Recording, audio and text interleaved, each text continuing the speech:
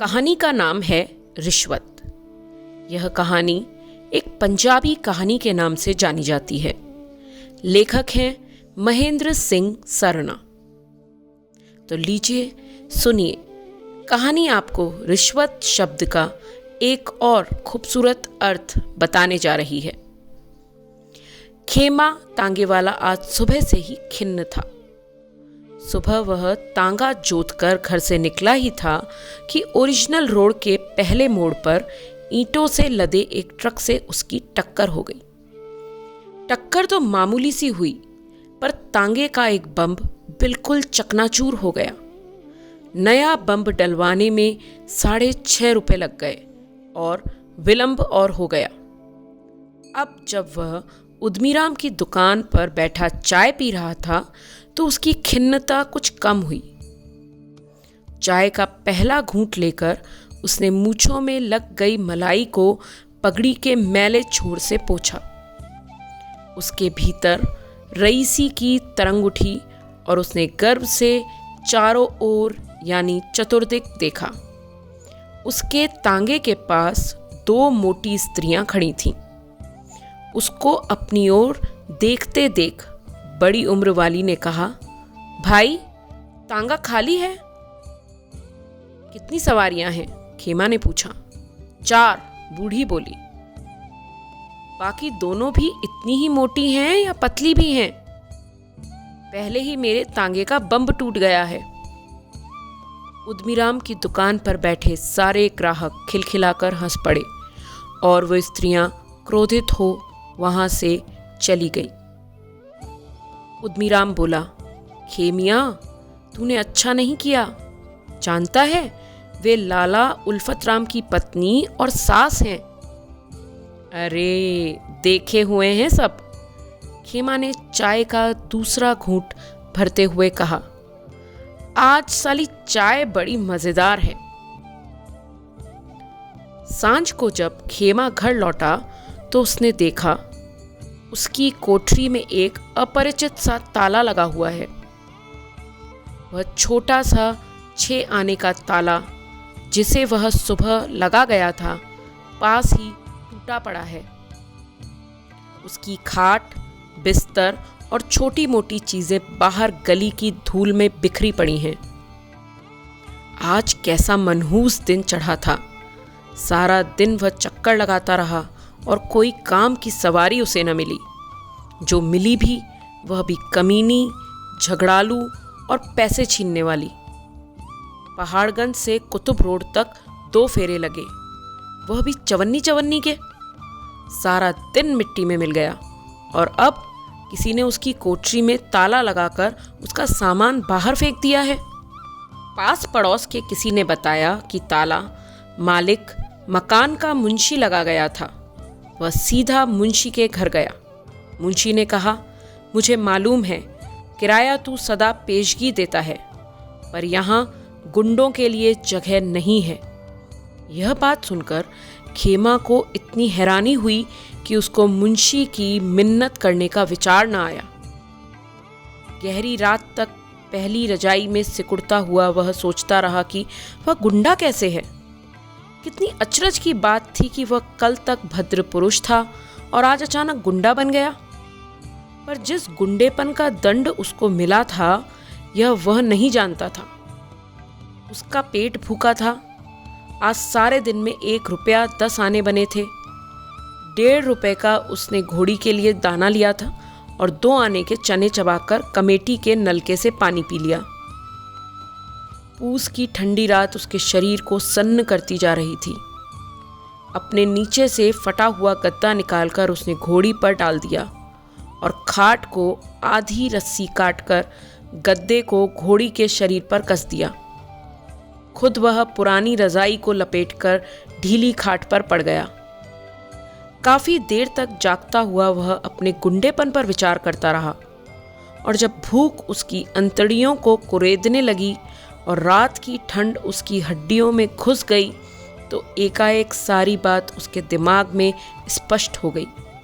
उसको याद आ गया कि मकान मालिक लाला उल्फत राम का मित्र है। सुबह जब वह जागा तो उसने देखा घोड़ी को कपकपी लगी हुई है। उसके अपने दांत भी बज रहे थे और उसको हल्का सा ज्वर बुखार अनुभव हो रहा था, परंतु फिर भी उसने तांगा जोतकर लाला उल्फतराम के मकान पर ला खड़ा किया। सीढ़ियां चढ़कर उसने दरवाजे पर हल्की सी दस्तक दी। 14 वर्षीय एक मोटी लड़की ने दरवाजा खोला और बोली, लाला जी घर पर नहीं हैं, बंबई गए हैं। खेमा ने कहा, जी मुझे बीबी जी से मिलना है, मेरा मतलब है मुझे उनसे काम है। हाय हाय, लड़की अपनी नीम पागल आंखें घुमाती हुई बोली, बीबी जी से क्या काम है? फिर भीतर मुंह फेरकर ऊंची आवाज में बोली, बीबी जी, यह भाई कहता है मुझे कोई काम है। क्या काम है? बीबी जी दूर किसी कमरे से चिल्लाई। क्या काम है? लड़की ने गुंबद की आवाज की तरह दोहराया। खेमा ने बड़ी नम्रता से कहा, उनको कहें तांगे वाला आया है। तांगा उनका अपना है, बेशक सारी दिल्ली की सैर करें।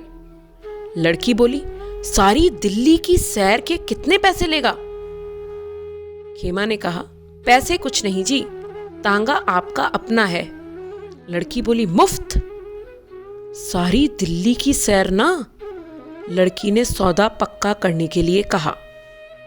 जी हाँ, दिल्ली और नई दिल्ली दोनों की। कुतुब मीनार देखें, ओखला चलें, बिरला मंदिर, लाल किला, कनॉट प्लेस, चांदनी चौक की सैर करें। लड़की की आंखों में खुशी के आंसू आ गए और वह उछलती कूदती भीतर दौड़ गई और तुरंत लौट आई।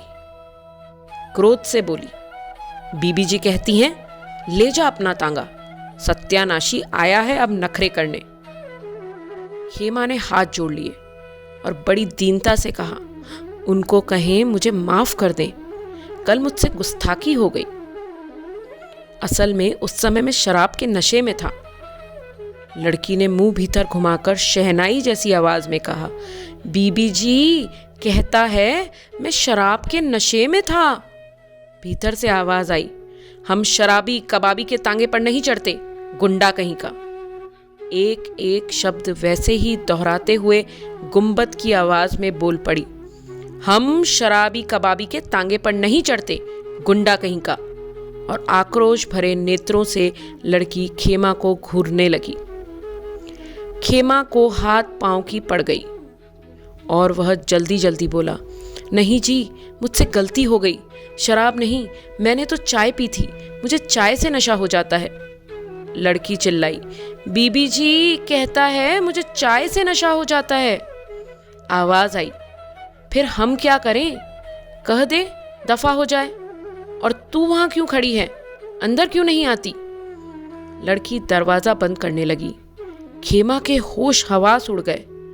उसने पगड़ी उतारकर लड़की के पैरों पर रख दी और बोला, हुजूर माई बाप, हुजूर माई बाप।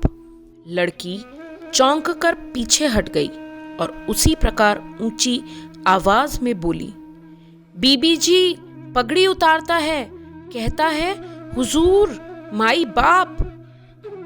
इसके बाद भीतर फुसफुसाहट शुरू हो गई।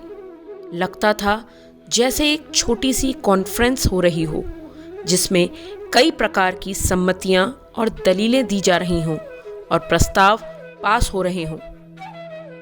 लाला जी की सास बोली, इस मुए की नीयत खोटी है, यह हमें ओखला ले जाकर यमुना में डुबो देगा। हाय मैं मर गई, लाला जी की लड़की ने कहा। लाला जी की पत्नी बोली, मुझे तो लगता है वह हमें कुतुब मीनार से धक्का दे देगा। हाय मैं मर गई, लड़की ने पुनः कहा। तुम तो वैसे ही मर रही हो, लाला जी की बहू बोली। किस कमीने की मजाल है, उसकी नीयत में फर्क पड़ा तो मैं उसका गला घोट दूंगी। दिल्ली की सैर मुफ्त मिले तो और क्या चाहिए। मैंने तो अभी ओखला भी नहीं देखा। लाला जी भी बंबई गए हुए हैं, ऐसा मौका फिर हाथ नहीं आएगा। लाला जी की बहू फ्रंटियर में रही थी, वह मजबूत दिल की थी। उसके इस बढ़ावे पर दूसरों की शंकाएं निवृत्त हो गईं और अब सर्वसम्मति से यह प्रस्ताव पास हो गया कि आज दिल्ली की मुफ्त सैर अवश्य की जाए। इस बार बहू दरवाजे के पास गई और बोली, तू भाई नीचे जाकर इंतजार कर, हम अभी आती हैं। खेमा खुशी से उछल पड़ा। सभी सीढ़ियां जैसे एक ही छलांग में उतर गया हो। घोड़ी की पीठ उसने थपथपाई।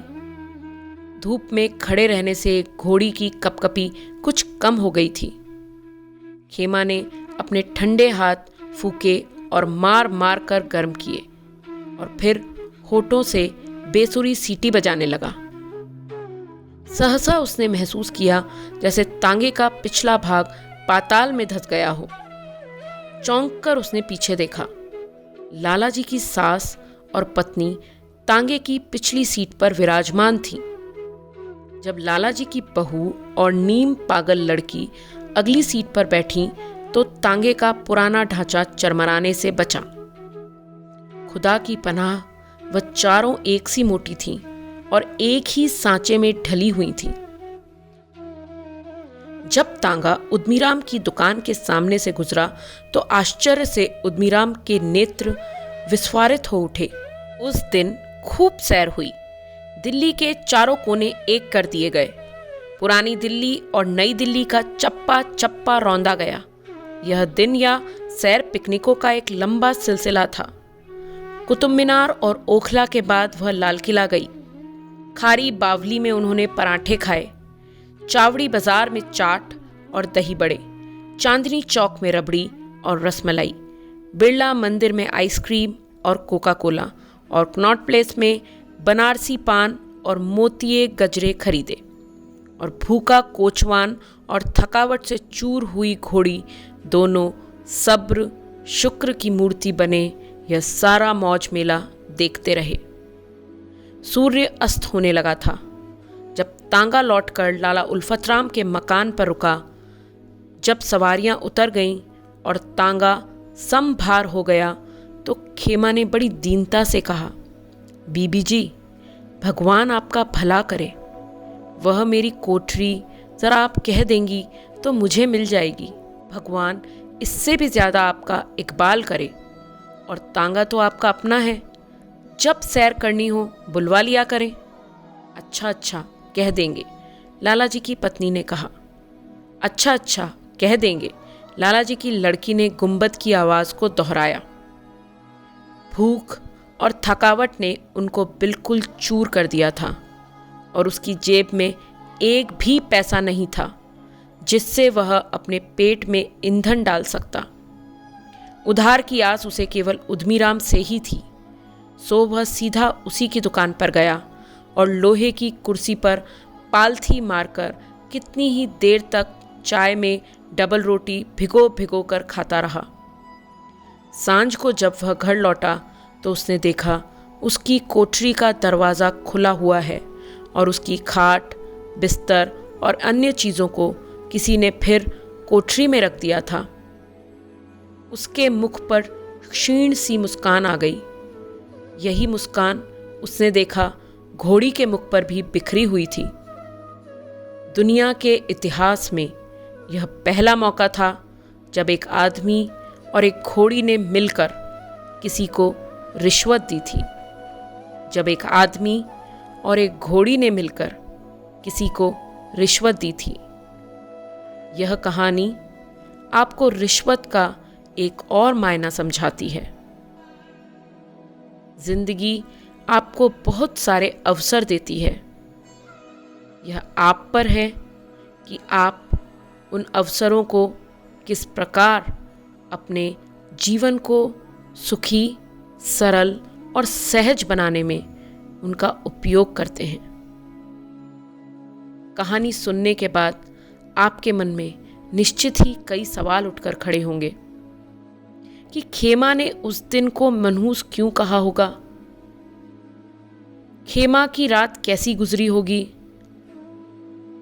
सांझ को घर लौटने पर खेमा ने जो कुछ देखा उससे उसे कितनी तकलीफ हुई होगी। और सबसे महत्वपूर्ण सवाल, कहानीकार ने इस कहानी का नाम रिश्वत ही क्यों रखा। इन सभी सवालों के जवाब इसी कहानी में मौजूद हैं।